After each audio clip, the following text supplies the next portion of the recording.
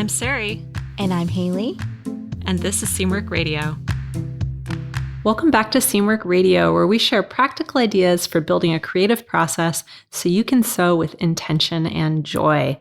And welcome to the second half of Seamwork Radio Summer Sewing Camp 2023. So over the next 2 weeks, so we've got 4 weeks altogether of this part, and the next 2 weeks are the final part. We're going to be embarking on a journey together to examine our personal style. So if you missed the first 2 episodes in this, you can go back and give them a listen. In today's episode, we're going to be talking about the second tool in the style workshop, which is called Examine. And we're going to be examining what we have in our wardrobes already and how we feel about it in order to develop our personal style. So if that sounds like fun to you, or you just want to learn some great ideas for honing your own personal style, then definitely stay tuned for this episode. So we've mentioned before that this is a pain point for people. Discovering your personal style can be a challenging and intimidating process for a lot of us.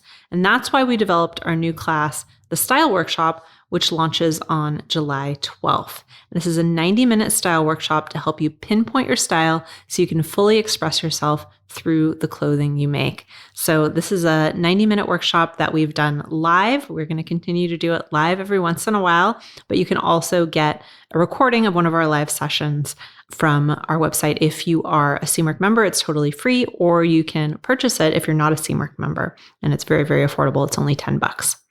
And as part of Seamwork Sewing Camp, during the month of July, we're going to be doing a condensed version of this class together. So you can get a few of the style workshop exercises by downloading the Seamwork Summer Camp Toolkit.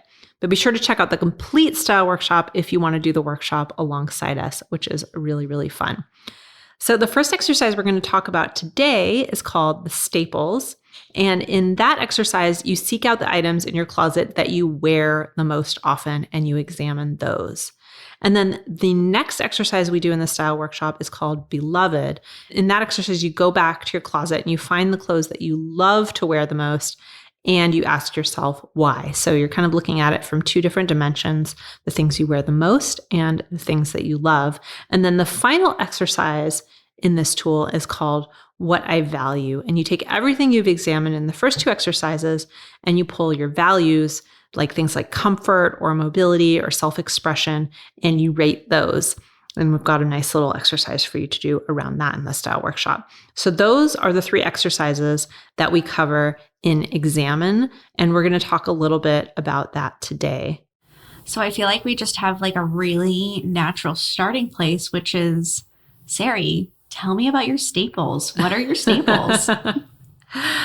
My staples, oh boy. So I feel like this varies a lot depending on the season. Mm-hmm. I'm sure that's true for a lot of people if you don't live somewhere like Southern California where it's beautiful year round, which is probably most of us. This varies a little bit, but I would say my staples. So in the style workshop, we have a little area for you to write these down. So it's 7 to 10 items in your closet, something like that. I would say for me, a pair of black pants that I wear all the time that are really comfortable and smart looking, and they go with everything, is one. Jeans are another. Again, go with everything. Very sturdy, can be worn, most places and last forever. So I really like that. Overalls, I have like 4 pairs of overalls. I wear overalls a lot. They're very, very practical for gardening, for just about anything. You can wear almost anything with overalls, I find. Yeah. So that's another one. A white sweater. I like that in the fall and the winter or the spring also. Anytime where it's cool. I like it because it's very layerable and classic. And I really like to wear the color white generally. Those are the things that come to mind first. I'd say a camel coat would be another one. I have one that was passed down to me from my grandmother. I absolutely love it. My puffer coat in the winter. Yeah. I wear that all the time, mostly because it's super, super warm. It's waterproof. Yeah. I like to be warm. I don't like to get cold and wet. So that's another one that I wear an awful lot. And it's a nice cream color. Goes with everything again. And probably, it's very practical, but my rain boots. Yeah. Also, same thing. Yeah. So those are the things that come to mind. Your staples. You get to be practical. Yeah. That's what comes to mind for me. And these are most of these are like, a couple of them are a little bit like dressier, like the black pants, but most of these are very much in the workwear or, utilitarian category for me, which I think is really interesting. What about you? What would you consider your staples? Well, jeans. I love denim. I feel like there's a lot of denim in my staples. I have a denim jacket. I have a denim shirt, which I'm currently wearing. A couple pairs of jeans, probably even overalls. I have a couple pairs of those in denim, couple linen. Yeah. Rain jacket, because, yeah. That's just where we live. I have a navy wool coat that I wear a ton, button-up shirts. The things that are more like warmer weather, which we have a lot less of here in Oregon, is I have like a handful of kind of like floaty rayon dresses that I just love to wear. Really easy to wear, throw on pieces. I think those are like my staples for sure. Yeah. I think it's really interesting because we both grew up in a warmer climate than we live in now. And I find, I don't know if it's true for you, but I find that I have a lot more warm weather clothing than I need. Yes. Because I like it. And that's like what I grew up wearing is shorts and dresses and summery things. I love it. I also love just throwing something on. It makes me like not having to construct a complicated outfit out of it. I love an all-in-one kind of situation. Yeah, it definitely was a shock when I moved here from Los Angeles because I sewed for one season when I lived there. Like I sew cute dresses and then in the winter, and then I put a sweater over it. Yeah. Or a jean jacket. And that's what I wear. Yeah. My wardrobe is a little imbalanced still. Yeah. 9 years later. Yeah. So when I do this exercise, I really try to think about what I actually wear throughout the year and not just right now. It's very easy to focus on. Right now it's summer, so it's easy to focus on summer. So I think it's another thing to keep in mind if you go through the style workshop and do these exercises. Yeah. Okay. So what about your beloved pieces? There is quite a bit of overlap, I would say. Me too. My jeans, my overalls. I love my overalls. I just love them. They're so practical, and I do think they provide a lot of balance. Like when you wear a pretty top with a pair of overalls, I really like that balance. So there's some overlap there. I have some very pretty kind of bohemian looking blouses. And I would put those in that category. There's one I have that's a very simple black one that I wear all the time. I like those. I like the prettiness of them, and I always feel really nice in them. I think they complement me well, and I feel comfortable in them.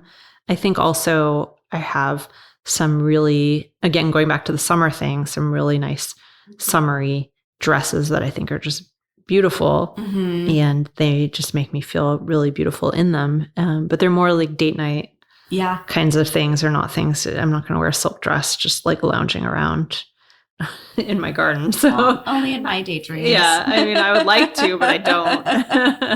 It's not happening. So those kinds of things, I think. I have a slip dress that I made that I absolutely love. I love slip dresses. I think they're so nice and layerable. You can wear them year round if you put a sweater or turtleneck or something under them. So those, I would say, are my most beloved pieces. They lean more towards the pretty side of things, but there is some practicality mixed in there as well. Yeah. What about you? I also have a lot of overlap. I feel like my denim falls into that overlap category. It's practical and I love it. I feel good in it. It's my like go-to if I want to feel good but can't make up my mind. Yeah. Wear denim. I think that I also have some like prettier tops that fall into my beloved categories. I don't like frilly things, so that tends to like come up in more like drapey materials or like the silhouette of the top. Yeah, I have a cashmere coat, a vintage cashmere coat. That's one of my all-time favorite pieces. A slip dress, a white floral slip dress that I love, but I only wear it like twice a year. We go somewhere fancy enough for it. Yeah. Yeah, those are my pieces. Yeah. I would add actually I forgot this one, but that black cashmere sweater I mentioned in an episode a couple weeks ago. That one also, it would put in the staples category and probably the beloved category. I think it belongs in both. I wear that one a lot and I just feel nice in it. I think for a lot of people, there may be an even more subtle difference between clothes they wear most often and clothing that they love, or maybe no difference at all. Can you talk about like why we are examining those two things separately? Well, I think it's really interesting to see what the overlap is and if there is an overlap or not an overlap, either way. I think both are interesting to make discoveries about. It could be that the things you wear the most often are also the things you love to wear the most, or it could be that you have things that you absolutely love to wear and you never wear them. And so it's really about asking yourself questions. And why is that? Are there practical reasons? Are there things that are missing from these items that you love that would make them more practical for you or make you want to reach for them? So I think it's really interesting to see where those differences are. So just in this discussion we were just thinking about, for me, one category is a lot more utilitarian. One category is a little bit more fancy. And I really like the merger of the two. And where do they overlap? Where do they not overlap? I think just brings to mind a lot of ideas about how I might put these things together in the future or which way I want to lean, and just thinking about my clothing on those dimensions, which I might not otherwise do. Yeah. What do you think that people walk away with from this exercise with? I think a way to kind of examine what it is you love about the clothing that you wear a lot, what it is you love about the clothing that you feel strongly about, but maybe don't wear as often, and what makes something practical for you right now, what makes something wearable for you. Because we talk about wearability a lot. And I think a lot of people, when it comes to sewing, when we do design your wardrobe, you want to think about things like how often will I really wear this? Especially if you want to do something, make a wardrobe that's very practical for you. And so this is kind of a way for you to dig into that and examine it a little bit more and figure out what exactly it is that makes those things wearable to you now, so that you can replicate those things in the future. In the final exercise, you have people prioritize what they value in their clothing. And so, which begs the question, Sarai, what do you value in your clothing? I think we've talked about some of the things over the course, and I think that's part of the point of doing these exercises together. We've talked about some of those things that have kind of naturally arisen as we've been talking, which is comfort is a big one for me. Mobility is a big one for me. I think a certain, versatility maybe, I think has come up a lot, like something that can be worn in a lot of different ways, that goes with a lot of different things, is very important to me. And also this kind of sense of romance in my clothing makes a big difference to me too. So those are things that have arisen as we've been talking that I think are things that I value and things that I would try to replicate in new things that I was making. So that gives me a really good direction for thinking about my wardrobe long term, and also maybe what I want to sew in the next few months. Yeah. What about you? For sure, comfort and ease. And by ease, I just mean that I guess that kind of embodies a few different things. It embodies kind of the versatility that you were getting at before. It also is just things that just feel effortless to me in my life. I think another thing that I really value is intentionality.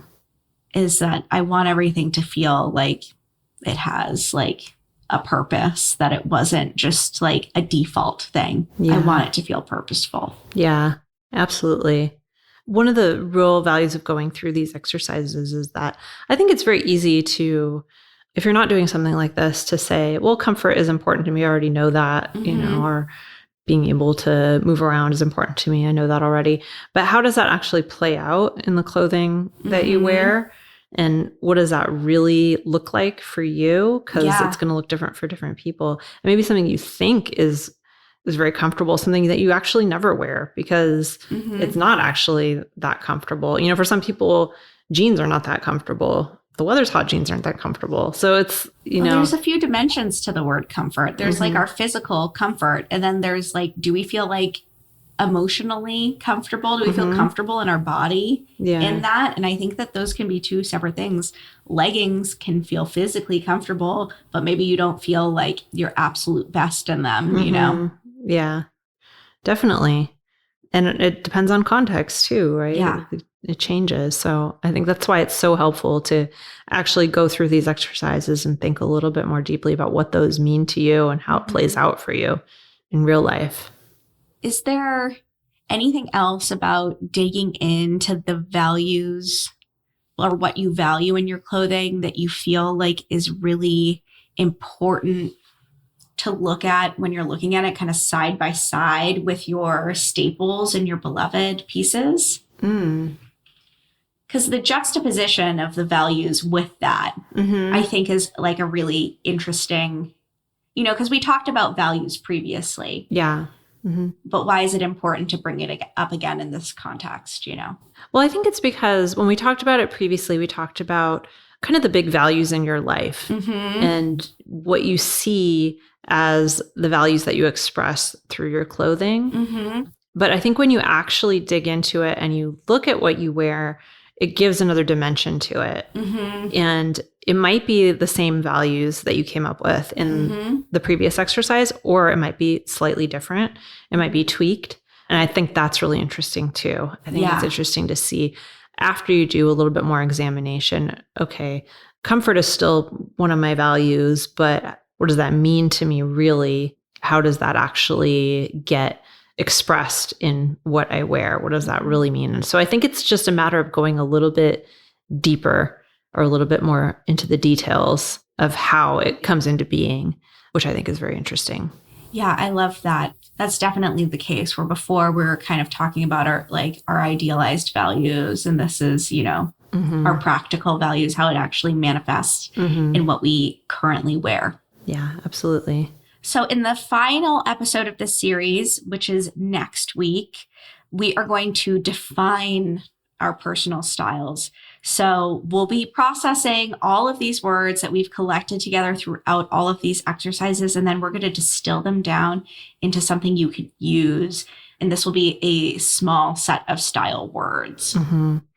Yeah, so this is something that we do in the style workshop. And again, if you want to take the style workshop, we go into a lot more detail about all of these and we really guide you through the whole process. So this just kind of gives you a taste of what the process is and what you'll get out of it.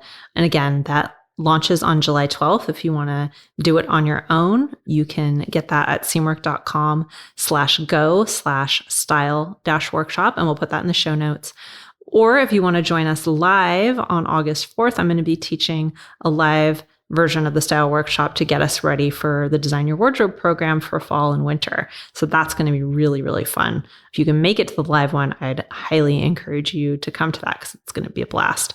So again, you can do either one. If you're a Seamwork member, it's free. If you're not a Seamwork member, you can either become a Seamwork member or you can purchase the style workshop and it's only $10. So very, very affordable.